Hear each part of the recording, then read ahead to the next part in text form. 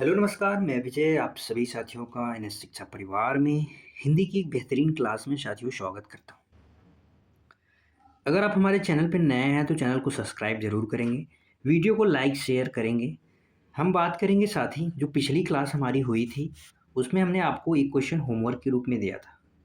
उसमें एक क्वेश्चन हमने आपको किस रूप में दिया था? होमवर्क के रूप में दिया था और जिसका राइट आंसर बहुत से स्टूडेंट्स ने बताया था सही, बहुत से मेरे साथियों ने क्या बताया था? गलत बताया था। तो हम आज इसका सही जवाब जानेंगे।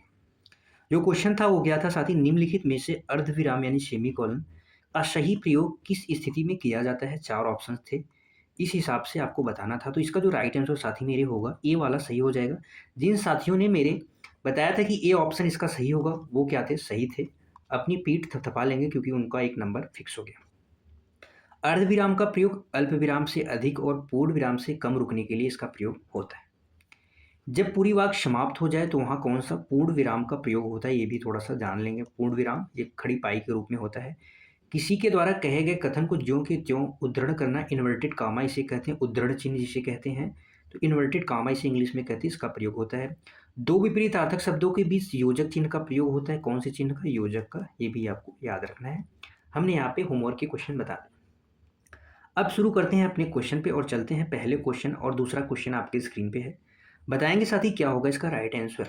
फटाफट से बताते चलेंगे। हम रिपीट फायर की तरह क्लास को 180 की स्पीड में लेके चलेंगे, जिससे कोई गिरे ना। ज़्यादा स्पीड नहीं करेंगे। 180 की स्पीड जो है मिनिमम स्पीड है इसकी। जो पहला क्वेश्चन है अलंकार के संबंध में बताना है। कनक कनक ते शोभनी मादकता अधिकाय में कौन सा अलंकार है? अगला जो क्वेश्चन है वर्णमाला से संबंधित है। घ का उच्चारण स्थान कौन सा है, ये आपको बताना है। कनक कनक के शौगुनी मादकता अधिकाय, साथ ही इसमें कौन सा अलंकार? यहाँ पे कनक शब्द 2 बार आया है। कितनी बार आया है? 2 बार। और इसकी दोनों बार क्या है? इसके दोनों बार अर्थ अलग है। जहाँ पे एक शब्द एक से अधिक बार आए और अर्थ क्या हो? अलग हो, वहाँ पे कौन सा अलंकार होता है? यमक अलंकार होता है। ये आपको ध्यान में रखना है, क्वेश्चन गलत नहीं करना है। अनुप्रास अलंकार में वर्णों की आवृत्ति होती है। वर्णों की आवृत्ति जैसे चारु चंद्र की चंचल किरणें, ये सब में क्या होगा? चारुचंद की चंचल क्रीड़ा यानी चवर्णों की आवृत्ति हो रही है। श्लेष अलंकार में साथ ही क्या होता है? एक ही शब्द का प्रयोग एक से अधिक बार होगा, लेकिन अर्थ हमेशा अलग अलग होगा। जैसे इसका एक प्रसिद्ध एग्जाम्पल है कि रहीमन पानी राखे बिन पानी सब सुन। पानी का यहाँ पे 3 अर्थ दिया गया है। उपमा अलंकार की पहचान के लिए जो वाचक शब्द होते हैं, इनका आपको ध्यान में रखना है। वाचक शब्द जैसे सा सी शम, ये सब सा सी शम सरिस, ये सब वाचक शब्द का प्रयोग होता है। इसमें उपमेय और उपमान होता है जिसकी तुलना की जाती है। ये आपको ध्यान में रखना है। अगला जो क्वेश्चन है वर्णमाला से संबंधित है। घ का उच्चारण स्थान, तो हम सबसे पहले जान लेते हैं तालु का। तालु ऑप्शन है। ये च वर्ग के जो व्यंजन होते हैं, च वर्ग के सभी व्यंजन च छ ज झ ऐ हैं। इसके अलावा जो स्वर में छोटी ई और बड़ी ई, य और श, य और श, इसका उच्चारण स्थान किससे होता है? तालव यानी तालु से होता है। कंठ से क वर्ग के सभी व्यंजन क ख ग घ ऐ अंग, इसके अलावा साथ ही ए से आ, ए आ है, इसके अलावा विसर्ग, इन चारों का पांचों का उच्चारण स्थान किससे होता है? कंठ से होता है। और जो इसका राइट आंसर भी होगा वो क्या होगा? ऑप्शन सी हो जाएगा। मूर्धा से पूछा जाए तो मूर्धा के अंतर्गत ट वर्ग के सभी व्यंजन आते हैं। इसके अलावा री से ऋषि, री से ऋषि, र और श, षटकोण वाला श होता है। उच्छिष्ट व्यंजन का अड और अढ़ भी पूछा जाए तो इसका भी उच्चारण स्थान किससे होता है? मूर्धा से होता है। दंत से त वर्ग के सभी व्यंजन, त वर्ग के सभी व्यंजन, उसके अलावा ल, श, एक नवीन विकसित ध्वनि है जिसको बोलते हैं ज और नीचे नुक्ता लगा होता है, इसका भी उच्चारण स्थान किससे होता है? दंत से होता है। ये चारों पॉइंट आपको नोट डाउन कर लेना है, याद कर लेना है। अगले क्वेश्चन पे चलते हैं। क्वेश्चन नंबर 3 आपके स्क्रीन पे है। बताएंगे क्या होगा इसका राइट आंसर। निम्नलिखित प्रश्न में 4 विकल्प हैं, उस विकल्प का चयन करना है जो प्रत्यय से नहीं बनाया है। ये आपको बताना है। कौन से शब्द में प्रत्यय नहीं है? सिंपल सी बात, ये आपको बता देनी है। देखो भाई, लालिमा शब्द है। लालिमा का हम अगर अलग अलग शब्दों को करेंगे तो क्या होगा? लाल, लाल में कौन सा प्रत्यय है? ईमा है। लाल में कौन सा प्रत्यय है? ईमा है, तो इसमें प्रत्यय हुआ है। टुकड़ी यानी टुकड़ा एक शब्द होता है। टुकड़ा एक शब्द होता है, इसमें बड़ी ई का इस्तेमाल हुआ, ये भी प्रत्यय है। शक्तिमान, साथ ही शक्ति यहाँ पे मूल शब्द है और यहाँ पे मान क्या है? प्रत्यय है, तो इसमें भी हुआ है। सफल में साथ ही प्रत्यय नहीं प्रयोग हुआ है। सफल शब्द में प्रत्यय नहीं प्रयोग हुआ है। फिर इसमें क्या है? श धन फल, श का अर्थ यहाँ पे शहीद होता है, फल सहित यानी सफल। श क्या है साथी, ये एक उपसर्ग है, तो यहाँ पे उपसर्ग का प्रयोग हुआ है, न कि प्रत्यय का प्रयोग हुआ है, तो इसका राइट आंसर हो जाएगा ऑप्शन डी। अगला क्वेश्चन है क्वेश्चन नंबर 4, बताएंगे क्या होगा इसका राइट आंसर।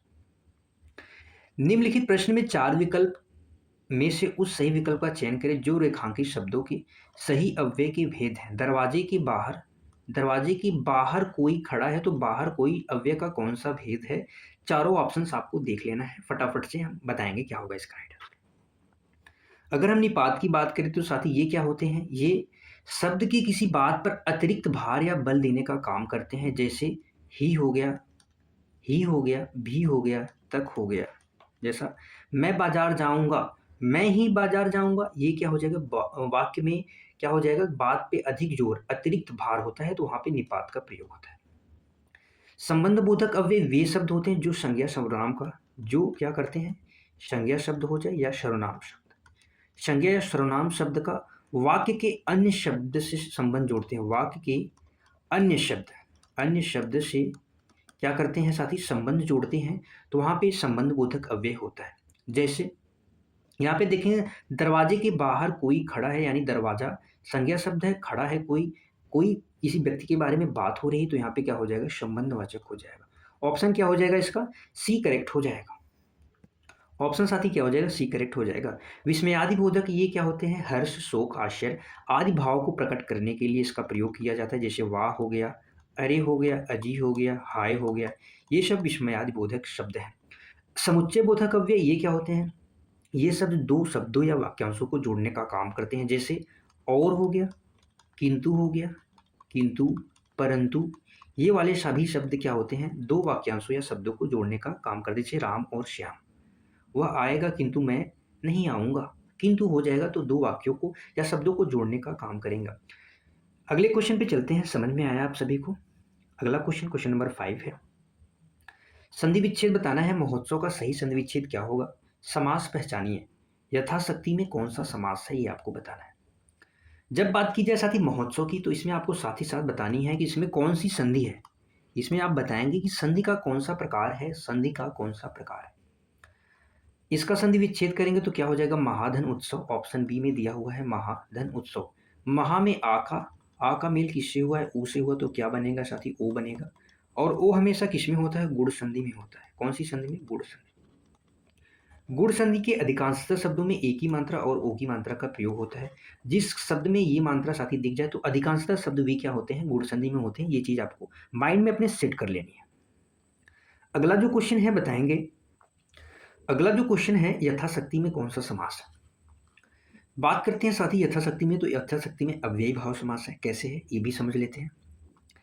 अव्ययी भाव समास में पहला पद क्या होता है? पहला पद अव्यय, पहला पद अव्यय होता है, और वो भी क्या होता है? वह प्रधान होता है। वो क्या होता है? पहला पद अव्यय और पूर्व यानी पहला पद क्या होता है? प्रधान होता है। जैसे यथा शक्ति, यानी जिस प्रकार से, अगर इसका हम समास विग्रह करेंगे तो क्या हो जाएगा? शक्ति के अनुसार कह सकते हैं। किसके अनुसार? शक्ति के अनुसार, शक्ति के अनुसार। इसमें कौन सी हो जाएगी? यथा, यानी अव्ययी भाव समास है। यहाँ पे यथा क्या है? एक अव्यय शब्द है। इसके अलावा जो पुनरावृत्ति वाले जो शब्द होते हैं, कौन से वाले?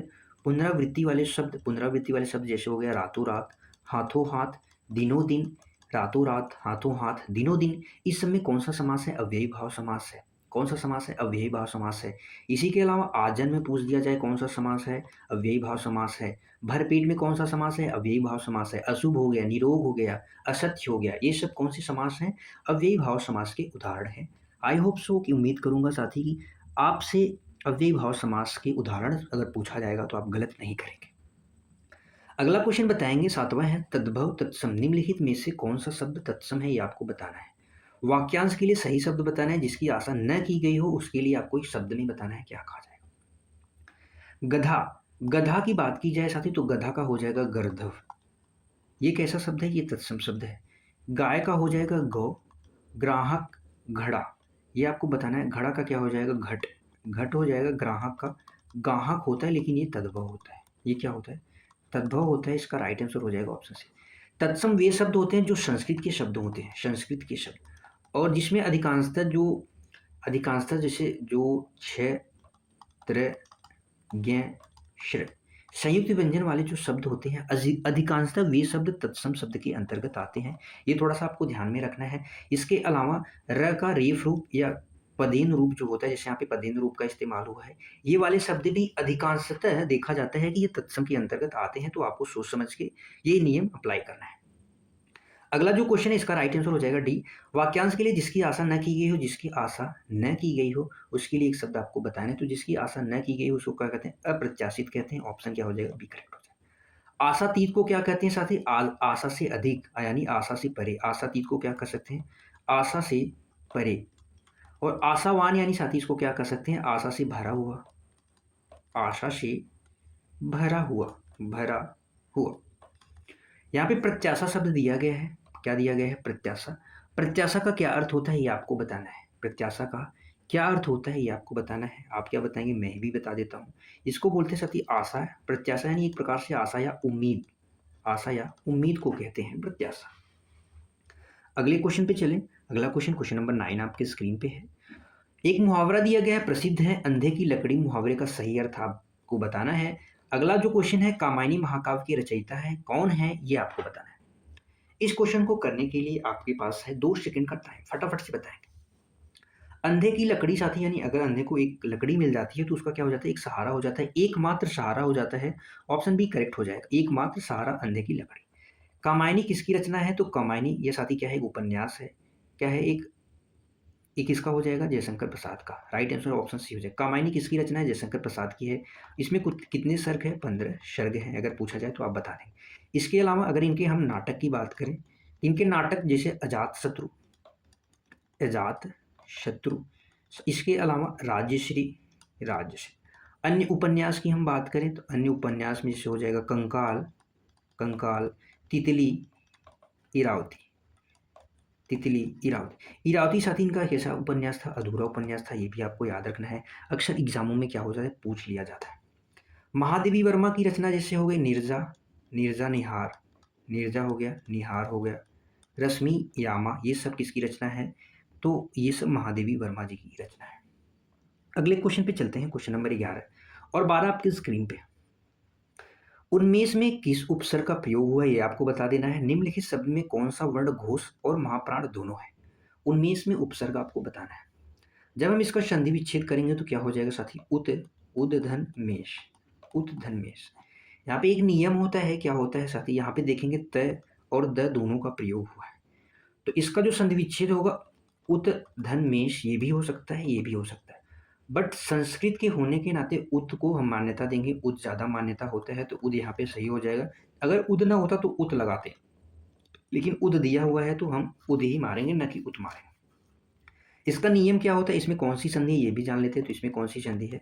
व्यंजन संधि है। और व्यंजन संधि का कौन सा नियम है? तो थोड़ा सा नियम भी हम समझ लेंगे, जिससे कि इस प्रकार के क्वेश्चन आगे अगर हमारे सामने आए तो हम गलत नहीं करेंगे। नियम क्या है साथी? जब त या द के बाद, त या द के बाद, जब त या द के बाद क्या आता है? पंचम वर्ण आता है। पंचम वर्ण, किसी भी वर्ग का पंचम वर्ण, जैसे यहाँ पे म आया है तो पंचम वर्ण म आया है, आता है, तो क्या होता है? त या द, त या द अपने वर्ग के, अपने वर्ग के किस में बदल जाता है? पांचवे, अपने वर्ग के पांचवे में बदलता है, अपने वर्ग के पांचवे में बदलता है। तो त और द साथी दोनों का जो पांचवा होगा वो क्या होगा? हमेशा न होगा। तो इसीलिए सबसे ज़्यादा मान्यता प्राप्त है, मान्यता है, सही है, संस्कृत के माना जाता है, तो संस्कृत का होने के नाते ये सही माना जाता है, उद। तो यहाँ पे उद हो जाएगा करेक्ट। अगला जो क्वेश्चन है, निम्नलिखित में से घोष और महाप्राण वर्ण कौन सा है? स्वर तंत्रियों के आधार पर जो वर्णों का विभाजन हुआ है वो 2 प्रकार से हुआ है। आप लिख लेंगे, स्वर तंत्रियों के आधार पर जो पहला हुआ है घोष हुआ है, घोष को हम सघोष कहते हैं। इसके अलावा एक होता है अघोष, छोटे-छोटे से हम समझ लेंगे। अघोष जो होते हैं साथी पहला और दूसरा वर्गीय व्यंजन के जो पहला और दूसरा वर्ण होता है। इसके अलावा श, श और श, ये सभी किसके अंतर्गत आते हैं? तो अघोष के अंतर्गत आते हैं। इसके अलावा अगर हम बात करें तो घोष के अंतर्गत तीसरा, चौथा, पांचवा, तीसरा, चौथा, पांचवा अंतस्थ व्यंजन यर, लव, उस व्यंजन का है, और सभी स्वर, सभी स्वर किस में आते हैं? तो सभी स्वर घोष या सघोष के अंतर्गत आते हैं। प्राणत्व के आधार पर दो भागों में बांटा गया वर्णों को दूसरा हो जाएगा महाप्राण, पहला साथी क्या होता है अल्प प्राण। 1 मिनट में ये भी हम समझ लेंगे जिससे क्वेश्चन बने तो हमारे आसानी से सही हो जाए। अल्प प्राण के अंतर्गत वर्गीय व्यंजन का पहला, तीसरा और पांचवा व्यंजन आता है। अंतस्थ व्यंजन यर लव आता है। सभी स्वर आते हैं, सभी स्वर आते हैं। उच्छिद व्यंजन का अड्ढ भी इसमें आता है, उच्छिद व्यंजन का अड्ढ भी आता है। महाप्राण के अंतर्गत दूसरा और चौथा वर्ण आता है, दूसरा वर्ण चौथा वर्ण, उसके बाद उस व्यंजन श और है, ये सभी किस में आते हैं महाप्राण में आते हैं। तो आप देखेंगे दूसरा और चौथा वर्ण, ये तो चौथा है, ये तीसरा, ये नहीं हो सकता, ये दूसरा है, ये दूसरा है। बट यहाँ पे सघोष बताना है, सघोष में दूसरा का नाम नहीं होता, दूसरा वाला गलत हो जाएगा। क्या हो जाएगा, दूसरा वाला साथी क्या हो जाएगा, गलत हो जाएगा। इसका राइट आंसर हमने पहले काट दिया था, इसका राइट आंसर हो जाएगा ऑप्शन ए, क्योंकि घ जो है महाप्राण भी है, क्योंकि महाप्राण दूसरा और चौथा होता है, और जो घोष होता है वो तीसरा, चौथा और पांचवा होता है, तो इसकी वजह से घ करेक्ट आंसर हो जाएगा। अगले क्वेश्चन पे चलते हैं, आप स्क्रीनशॉट ले लेंगे।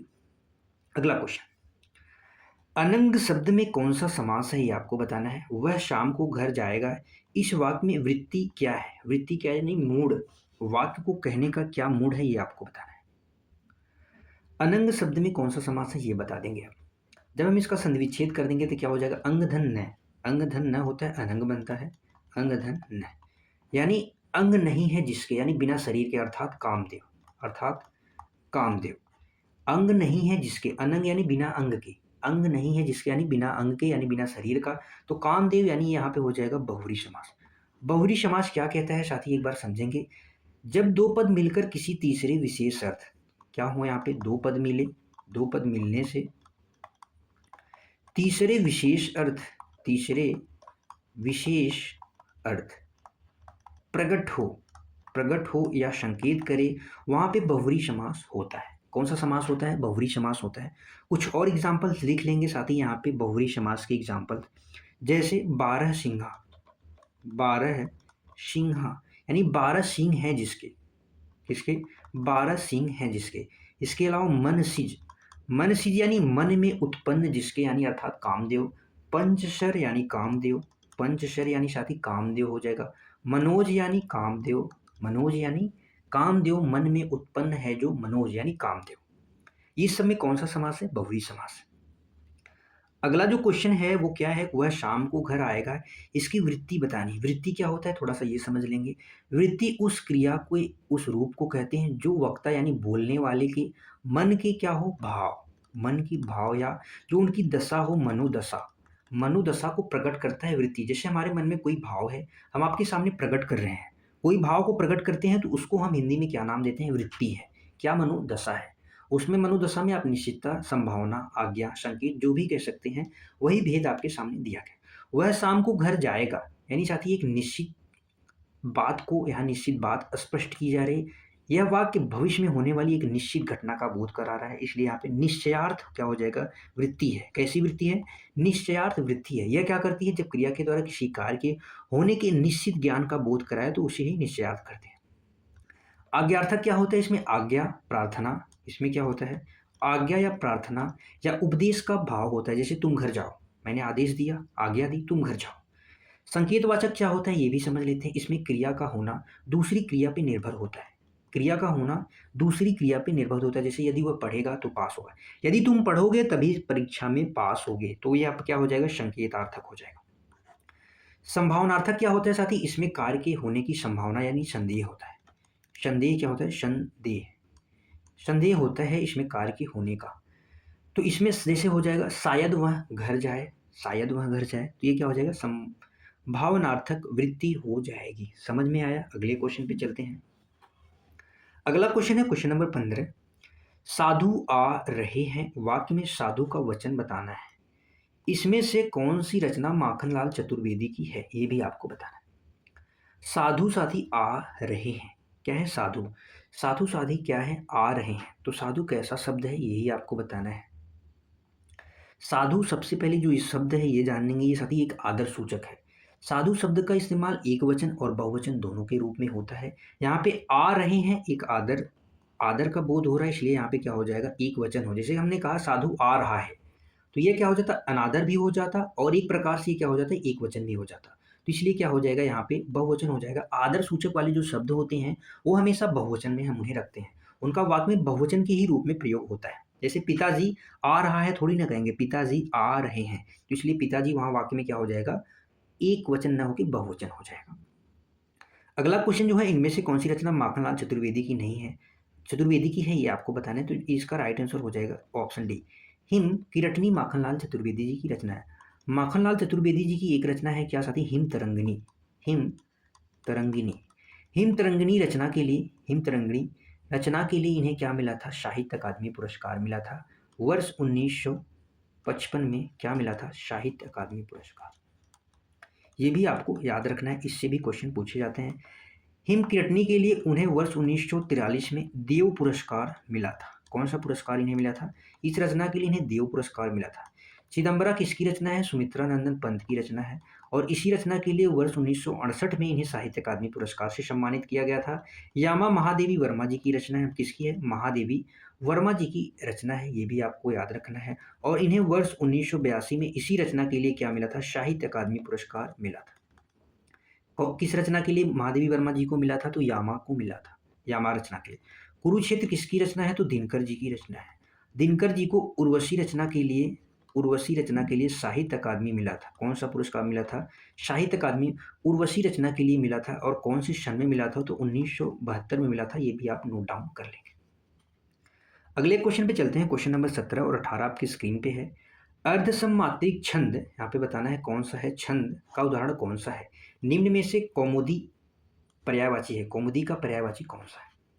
अर्धसम्मात्रिक छंद कौन सा है, अर्धसम्मात्रिक छंद के अंतर्गत जो आते हैं उसमें आता है सबसे पहला नाम दोहा, शोरठा, शोरठा के अलावा बरवे, बरवे, बरवे के अलावा उल्लाला।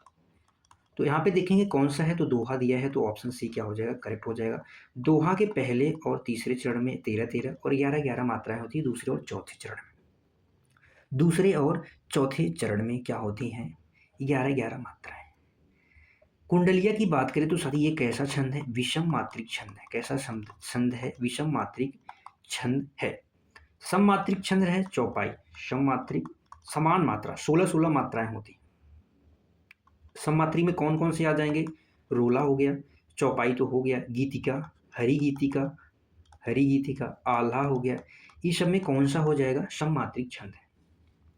कौमुदी का पर्यायवाची आपको बताना है। कौमुदी को साथी क्या कहते हैं, चांदनी कहते हैं, चांदनी रात, चांदनी हो गया, ज्योत्सना हो गया, ज्योत्सना, ज्योत्सना हो गया, ज्योत्सना के अलावा चंद्रिका कहते हैं, चंद्र प्रभा, चंद्र प्रभा आदि क्या है, कौमुदी के पर्यायवाची हैं। ऑप्शन ए क्या हो जाएगा, करेक्ट हो जाएगा। चंद्रहास किसको कहते हैं, तलवार को कहते हैं, चंद्रहास तलवार, खड्ग हो गया, अही हो गया, कराल, करवाल जिसे कहते हैं, खंजर जिसे कहते हैं। रोशनी एक प्रकाश है, एक प्रकार का उजाला है, चमक जिसे कहते हैं। ज्योति क्या है, ये भी प्रकाश है, लौ है, प्रभा है, ज्योति है। अगला क्वेश्चन, क्वेश्चन नंबर 19 आपकी स्क्रीन पे है। वागर्थ शब्द में कौन सी संधि है, वीर तुम बढ़े चलो, धीर तुम बढ़े चलो में कौन सा काव्य गुण है, ये आपको बताना है। वागर्थ, इसका हम संधि विच्छेद करेंगे तो क्या हो जाएगा साथी, वाक धन अर्थ, वाक धन अर्थ, कौन सी संधि है, व्यंजन संधि। व्यंजन संधि का हम नियम भी समझेंगे, इसका राइट आंसर हो जाएगा ऑप्शन सी। कौन सा नियम, नियम क्या कहता है, यदि किसी वर्ण के पहला वर्ण, यदि किसी वर्ण का, यदि किसी भी वर्ग के, ऐसा भी कह सकते हैं किसी वर्ग का जो पहला वर्ण हो वो आ जाए, जैसे क आ जाए, क के बाद, यदि किसी वर्ण के पहले वर्ण क के बाद कोई स्वर आ जाए, स्वर आए, तो वहां पे क्या होता है, तो पहला अपने तीसरे में बदल जाता है। ये किस में बदलेगा, तीसरे में। किसी भी वर्गीय व्यंजन की मैं बात कर रहा हूं, पहला वर्ण आ जाए, जैसे अज धन अंत, अच धन अंत क्या हो जाएगा, अजंत। यहाँ पे च आया, अच, तो यहाँ पे क्या आ गया स्वर आ गया। च किस में बदलेगा, अपने तीसरे में, च छ ज, तीसरे में बदल गया, अजंत हो गया। तो व्यंजन संधि का ये नियम है, आपको याद रखना है कि किसी भी वर्गीय व्यंजन का पहला वर्ण यानी जैसे क आ जाए, उसके बाद कोई स्वर आ जाए, कोई स्वर आता है तो पहला किस में बदलता है, तीसरे में बदल जाता है, याद रखेंगे। और कौन सी संधि है, व्यंजन संधि। अगला जो है, वीर तुम धीर तुम बढ़े चलो में कौन सा काव्य गुण है। साथ ही काव्य के 3 ही गुण होते हैं, जो होता है एक माधुर्य, एक प्रसाद और एक ओज गुण। माधुर्य गुण जो होता है ये कोमलता और मधुरता को दर्शाता है। कोमलता किसको दर्शाता है, मधुरता को दर्शाता है। प्रसाद गुण ये क्या है, शांत, सरल, शांत होता है, सरल होता है, इसको दर्शाता है। ओज गुण किसको दर्शाता है? वीरता को दर्शाता है। उत्तेजना, उत्तेजना को दर्शाता है। यानी वीर तुम बढ़े चलो, वीर की बात की जा रही है तो यहाँ पे ओज गुण हो जाएगा। वीर तुम बढ़े चलो, धीर तुम बढ़े चलो, इसमें कौन सा गुण हो जाएगा काव्य का? तो ओज गुण हो जाएगा। वीरता, साहस, उत्तेजना की बात की जा रही है। अगले क्वेश्चन पे चलते हैं। क्वेश्चन नंबर 21 आपके स्क्रीन पे है। इनमें से कौन सा शब्द स्त्रीलिंग है? नहीं है, ये भी आपको बताना है। नहीं और है आगे आपको देख लेना है। अगला जो क्वेश्चन है 22 शब्द का सही उपसर्ग मूल शब्द विच्छेद क्या है? उपसर्ग और मूल शब्द विच्छेद क्या है ये आपको बताना है। आप वाक्य प्रयोग करेंगे अदालत, जैसे अदालत शब्द हमने देखा तो अदालत को हम किस प्रकार से हम समझ सकते हैं? अदालत को हम किस प्रकार से समझ सकते हैं? जैसे अदालत लग गई, अदालत लग गया नहीं, अदालत लग गई, ये स्त्रीलिंग हो जाएगा। अग्नि जल रही है, ये भी स्त्रीलिंग हो गया। आयु कितनी है? तुम्हारी आयु कितनी है? उसकी आयु, मेरी आयु, ये पे क्या हो जाएगा? ये भी स्त्रीलिंग हो जाएगा। लेकिन यहाँ पे अपराध जो है, अपराध क्या है? पुल्लिंग शब्द है। अपराध किया जाता है ना कि की जाती है, अपराध किया जाता है। अनधिकार क्या क्या हो जाएगा साथी? अनधिकार का ऑप्शन हो जाएगा ऑप्शन ए करेक्ट हो जाएगा। यहाँ पे देखेंगे ए और बी दोनों में सेम है, बट यहाँ पे न पे हलंत केवल नहीं है तो न पे हलंत के नाते बी वाला गलत हो गया। अनधन अधिकार हो जाएगा। ये कभी शब्द नहीं हो, अनाधिकार शब्द कभी नहीं होता है। अनाधिकार अगर ये दे दिया जाए तो ये गलत होता है। ना नहीं होता है, न होता है, अनधिकार होता है। ये आपको ध्यान में रखना है, वर्तनी शुद्धि में पूछा जा सकता है। अगला जो क्वेश्चन है 23 नंबर का, संभावना है कि कल वर्षा हो, वाक्य में कौन सा काल है? कौन सा काल का भेद है? यहाँ पे भेद है। खग कुल कुलसा बोल रहा में कौन सा अलंकार है? ये आपको बताना है। साथ ही यहाँ पे देखेंगे जो हेतु हेतु मत भविष्य काल होता है, ये क्या होता है? जब एक कार्य का होना दूसरे कार्य पे निर्भर हो। पहले तो कार्य भविष्य काल में होगा, लेकिन एक कार्य का होना दूसरे कार्य पे निर्भर हो तो वहाँ पे हेतु हेतु मत भूतकाल होता है। जैसे यदि वर्षा होती तो फसल अच्छी होती, तो वहाँ पे हेतु हेतु मत भूतकाल होता है। आसन्न भूतकाल क्या होता है? कार्य जैसे अभी अभी समाप्त हुआ हो, जैसे वर्षा हुई, वर्षा हुई है, कार्य अभी अभी समाप्त हुआ है तो आसन्न भूतकाल। संभाव्य भविष्यकाल क्या होता है? इसमें संभावनाएं होती हैं और संभावनाएं जिसमें होती है वही संभाव्य भविष्यकाल होता है। किसी भी जिस रूप से क्रिया के भविष्य में होने की संभावना या संदेह प्रकट हो, यहाँ पे संभव है तो यानी संभव यानी संभाव्य भविष्यकाल। सामान्य भविष्यकाल क्या होता है? किसी सामान्य रूप से, किसी सामान्य रूप से भविष्य में होगी, किसी सामान्य रूप से जो क्रिया होगी भविष्य रूप में होगी, जैसे कल वर्षा होगी तो ये सामान्य है। खग कुल कुलसा बोल रहा, अभी हमने आपको बताया कि एक शब्द के एक से अधिक बार अर्थ वहाँ पे कौन सा अलंकार होता है? यमक अलंकार, ऑप्शन सी। यहाँ पे कुल कुल शब्द दो बार आए हैं और दोनों बार इसके अलग अर्थ हैं। एक शब्द एक से अधिक बार, एक शब्द एक से अधिक बार, अर्थ अलग अलग, वहाँ पे यमक अलंकार। यहाँ पे एक शब्द क्या होते हैं? एक शब्द की आवृत्ति हो और उसके अर्थ क्या हो? वो भी अलग अलग हो, एक प्रकार से अर्थ प्रकट हो, वहाँ पे क्या होता है? श्लेष अलंकार होता है। अगले क्वेश्चन में फटाफट से चल लेते हैं। क्वेश्चन नंबर 25 आपके स्क्रीन पे है। हिंदी साहित्य के इतिहास में स्वर्ण युग किस काल को कहा जाता है? ये आपको बताना है। अपभ्रंश का वाल्मीकि किसे कहा जाता है? ये भी आपको बताना है। तो हिंदी साहित्य के इतिहास का स्वर्ण युग भक्ति काल को कहा जाता है। भक्ति काल को स्वर्ण युग किसने कहा था? तो सबसे पहले जॉर्ज ग्रियर्सन जी ने कहा था। किसने कहा था? जॉर्ज ग्रियर्सन ने कहा था। इसके बाद किसने कहा था? तो श्याम सुंदर दास जी ने भी कहा था। श्याम सुंदर दास जी ने भी भक्ति काल को स्वर्ण युग कहा, स्वर्ण युग काल के नाम से पुकारा। अपभ्रंश का वाल्मीकि पूछा जाए या व्यास पूछा जाए, दोनों में से पूछा जाए तो किसको मानेंगे? स्वयंभू को मानेंगे। अपभ्रंश का वाल्मीकि या व्यास स्वयंभू को माना जाता है। शरापा को साथ ही हिंदी का पहला कवि माना जाता है। हिंदी का पहला कवि किसे माना जाता है? शरापा को। पुष्पदंत इसे अपभ्रंश, इन्हें क्या माना जाता है? अपभ्रंश का भवभूत भवभूत अपभ्रंश का भवभूत इन्हें माना जाता है। पुष्पदंत को अपभ्रंश का भवभूति माना जाता है। ये आप नोट डाउन कर लेंगे। अगले क्वेश्चन पे चलते हैं। 27 है, छाती पर मुंह दलना, मुहावरे का सही अर्थ क्या होगा? शुद्ध वर्तनी का चयन करना है, फटाफट से बताएंगे। छाती पर मूंग दलना का अर्थ है यानी आप पास में हैं और कष्ट दे रहे हैं, दुख दे रहे हैं, तो वहां पे हो जाएगा उसका सही अर्थ। छाती पर मूंग दलना यानी पास रहकर दुख देना। अंतर्ध्यान सही शब्द होता है, क्या होता है? अंतर्धान होता है, ना कि ध्यान।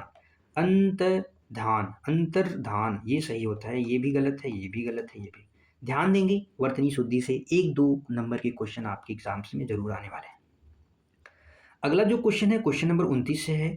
परिणामवाचक विशेषण का उदाहरण कौन सा है? चिड़िया आकाश में उड़ रही है। इस वाक्य में उड़ रही है कैसी क्रिया है ये भी आपको बताना है। बताओ भाई, परिणामवाचक क्या होता है? इसमें मात्रा की बात होती है, माप तौल की बात होती है। किसकी होती है? माप तौल। जहाँ पे ये बात हो वहाँ पे परिमाण वाचक होता है। जैसे यहाँ पे देखेंगे 5 केले, 5 केले क्या हो जाएगा? संख्या यानी काउंटिंग, जिसकी गिनती की जाए वो संख्यावाचक विशेषण होते हैं। तो 5 केले क्या हो जाएगा? संख्यावाचक। वह लड़का, वह क्या है साथी? सर्वनाम है। सर्वनाम का पड़ोसी संज्ञा हो जाए तो वो कौन सा होता है? सार्वनामिक विशेषण होता है। कैसा विशेषण होता है? सार्वनामिक हो जाएगा। पुराना किला, किले की विशेषता बताई जा रही है तो यहाँ पे क्या हो जाएगा? गुणवाचक हो जाएगा। ये क्या है? गुणवाचक हो जाए तो इसका राइट आंसर हो जाएगा ऑप्शन सी, थोड़ा दूध। दूध की मात्रा कितनी है? थोड़ा है, वो भी अनिश्चित परिमाणवाचक होगा। अगला जो क्वेश्चन है, चिड़िया आकाश में उड़ रही हैं, उड़ रही हैं कैसी क्रिया है? शकर्मक क्या होता है? कर्म के साथ। शकर्मक यानी साथ किसके? कर्म के। अकर्मक बिना कर्म के, बिना कर्म के। जैसे चिड़िया उड़ रही है, क्या उड़ रही हैं पता नहीं चल रहा है। जैसे पूछ लिया जाए क्या खा रहा है भाई? रोटी खा रहा है, दाल खा रहा है, सब्जी खा रहा है, पी रहा है, पानी पी रहा है। तो जवाब मिलना चाहिए। जहाँ पे जवाब न मिले तो वहाँ पे अकर्मक लगा देंगे, जहाँ पे मिल जाए वहाँ पे सकर्मक। प्रेरणार्थक क्रिया एक लाइन में समझ लेंगे। कार्य दूसरों के माध्यम से करवाया जाता है। कर्ता स्वयं कभी कार्य नहीं करता है, दूसरों के माध्यम से करवाया जाता है। द्विकर्मक में दो कर्म होगा। जैसे विजय ने बच्चों को हिंदी पढ़ाई, तो विजय के काम कर रहे हैं, बच्चों को क्या पढ़ा रहा है? हिंदी पढ़ा है। दो कर्म हो जाएंगे। अगले क्वेश्चन पे चलते हैं। क्वेश्चन नंबर 31 और 32 आपके स्क्रीन पे है। धूसर किसका पर्यायवाची शब्द है? बरवे छंद के विषम चरणों, यानी विषम चरण मतलब हो जाएगा पहला और तीसरा चरण में कितनी मात्राएं होती हैं, ये आपको साथी मेरे बता देना है। धूसर का अर्थ होता है गधा, गधा होता है। इसके अलावा हम इसे क्या कह सकते हैं? खर, खर भी कह सकते हैं, गर्दभ भी कह सकते हैं। राशभ प्रसिद्ध है, राशभ। वैशाख नंदन भी गधा को कहते हैं। चक्रीवान, बेशर, ये सब गधे के पर्यायवाची। अजा यानी बकरी, अजा किसको कहते हैं? बकरी को। मेघ बादल, बादल हो गया। वारी घन पयोध जलधर। अश्व यानी घोड़ा, तुरंग वाज, घोड़ा, तुरंग वाज, घोटक, ये सब घोड़े के पर्यायवाची शब्द हैं। बरवे के विषम चरणों में साथी कितनी मात्राएं होती? तो पहले बरवे के पहले व तीसरे चरण में कितनी मात्राएं होती हैं? तो बताएंगे पहले व तीसरे चरण में कितनी मात्राएं होती हैं। 12 मात्राएं होती हैं। दूसरे व चौथे चरण में 7 मात्राएं होती हैं। अगला क्वेश्चन, जहां कारण के बिना कार्य की उत्पत्ति हो वहां कौन सा अलंकार होता है? बात करेंगे विरोधाभास की। यहाँ पे विरोधी कथन, विरोधी बात या कह सकते हैं, या विरोधी कथन, विरोधी कथन का प्रयोग किया जाएगा। जैसे मोहब्बत एक मीठा जहर है, मैं इसे पीना चाहता हूँ। क्या मोहब्बत एक मीठा जहर है? तुम पी सकते हो। तो वहाँ पे विरोधी बात, विरोधी कथन, विरोधाभास अलंकार। विशेषोक्ति साथी क्या होता है? कारण होते हुए भी कार्य न होना। जैसे जैसे आप लिखेंगे पानी बीच मीन प्यासी, मीन प्यासी, यानी पानी के बीच में मछली रहती फिर भी प्यासी है, यानी कारण होते हुए भी कार्य नहीं हो पा रहा है, तो वहाँ पे विशेषोक्ति। असंगति अलंकार क्या होता है? जहां कारण और कार्य क्या हो, अलग अलग स्थान पे हो, वहां पे असंगति होता है। इसका राइट आंसर हो जाएगा ऑप्शन ए। विभावना अलंकार जहां कारण के कार्य की उत्पत्ति हो। जैसे बिनु पग चले, बिना पग के चलते हैं, बिना कान के सुनते हैं, सुने बिनु काना, में कौन सा अलंकार होगा? विभावना अलंकार हो जाएगा।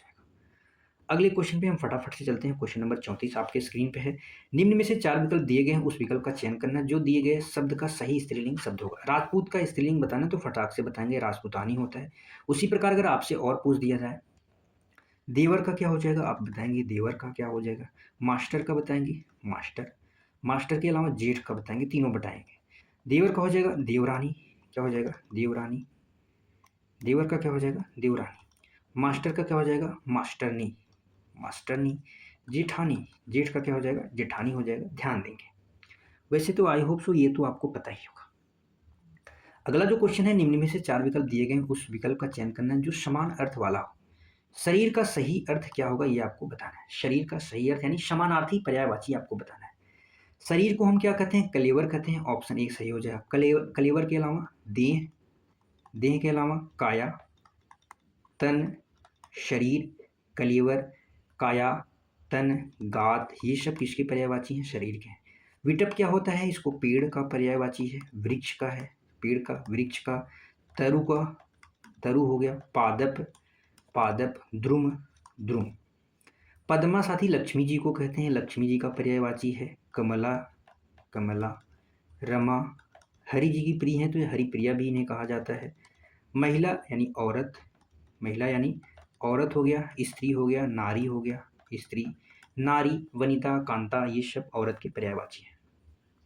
अगला जो क्वेश्चन है, क्वेश्चन नंबर 36 और 37 आपके स्क्रीन पे है। कर का अर्थ नहीं है, क्या होता है ये आपको बताना है। कर का अर्थ कौन सा नहीं होता है ये आपको बताना है। निम्नलिखित में से कौन सा शब्दालंकार का भेद है ये आपको बताना है। कर का साथी अर्थ हाथ भी होता है, टैक्स भी होता है, किरण भी होता है, लेकिन सूर्य नहीं होता। ऑप्शन ए करेक्ट हो जाएगा।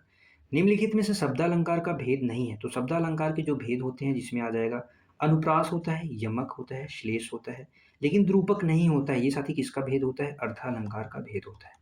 अर्धालंकार का भेद होता है अनुप्रास, यमक, श्लेष शब्द के हो गए, रूपक, उपमा, रूपक, उत्प्रेक्षा, ये अर्थालंकार के भेद अक्षर हम पढ़ते हैं। आज के लिए हमारे पास इतने ही क्वेश्चन थे। एक क्वेश्चन आपका होमवर्क के लिए है साथी, ये आपको बताना है क्वेश्चन होमवर्क को, कमेंट में जरूर इसका आंसर दें। जैसे ही अगली क्लास होगी हम इस क्वेश्चन को बताएंगे साथी, इस क्वेश्चन का राइट आंसर क्या होगा, तो कमेंट जरूर करें। आज के लिए बस इतना ही, फिर कल मिलेंगे एक शानदार जानदार प्रैक्टिस सेट के साथ। ये हमारा टेलीग्राम चैनल है, आप ज्वाइन कर सकते हैं। अगर चैनल को सब्सक्राइब नहीं किया, लाइक कमेंट शेयर नहीं किया तो ज़रूर करें वीडियो पे। क्लास को अंत तक देखने के लिए आप सभी साथियों का धन्यवाद है। फिर मिलेंगे अगली क्लास में। जय हिंद साथियों।